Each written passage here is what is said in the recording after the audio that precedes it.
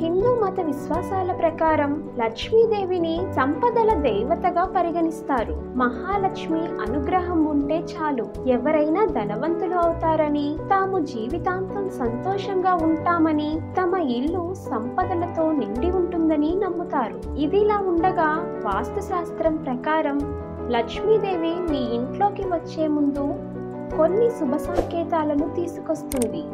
ఆ విశేషాలేంటో ఇప్పుడు చూద్దాం. లక్ష్మీదేవి సంకేతాలివే. మీ ఇంట్లోకి అకస్మాత్తుగా నల్ల చీమలు రావటం ప్రారంభమైతే, ఏదైనా వస్తువును ఒక్కసారిగా గుంపుగా తినటం ప్రారంభిస్తే లక్ష్మీదేవి మీ ఇంట్లోకి అడుగు పెడుతుందని, మీకు ఎక్కువ డబ్బు లభిస్తుందని చాలా మంది నమ్ముతారు.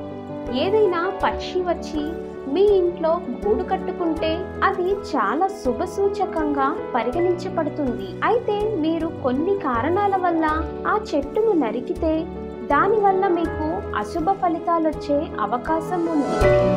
ఈ శుభ సంకేతాలు కనిపిస్తే మీ ఇంట్లో అకస్మాత్తుగా ఒకే చోట 3 బల్లులు కనిపిస్తే లక్ష్మీదేవి వస్తుందని అర్థం. ఇది చాలా శుభ సంకేతంగా పరిగణించబడుతుంది. అలాగే దీపావళి రోజున తులసి మొక్క చుట్టూ బల్లులు కనిపిస్తే అది కూడా చాలా శుభప్రదంగా భావిస్తారు. అయితే ప్రతిరోజు తులసి మొక్క చుట్టూ అనేక బల్లులు ఒక్కసారిగా కనిపిస్తే అది అశుభ సంకేతంగా పరిగణిస్తారు.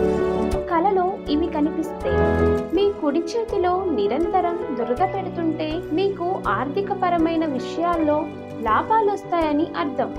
మీరు నిద్రపోతున్నప్పుడు రాత్రి కలలో చీపురు, గుడ్లగూబ, ఏనుగు, ముంగీస, శంఖం, బల్లి, నక్షత్రం, పాము, గులాబీ వంటివి కనిపిస్తే మీ సంపద పెరిగేందుకు సంకేతంగా భావిస్తారు. ఉదయాన్నే వీటిని చూస్తే, ఉదయం నిద్రలేవగానే శంఖానికి సంబంధించిన శబ్దం వినిపిస్తే అది లక్ష్మీదేవి మీ ఇంట్లో అడుగు పెడుతుందనేందుకు సంకేతం. అలాగే మీరు ఇంటి నుంచి బయటకు వెళ్ళేటప్పుడు చెరకును చూస్తే అది కూడా సంపదకు సంకేతంగా భావిస్తారు.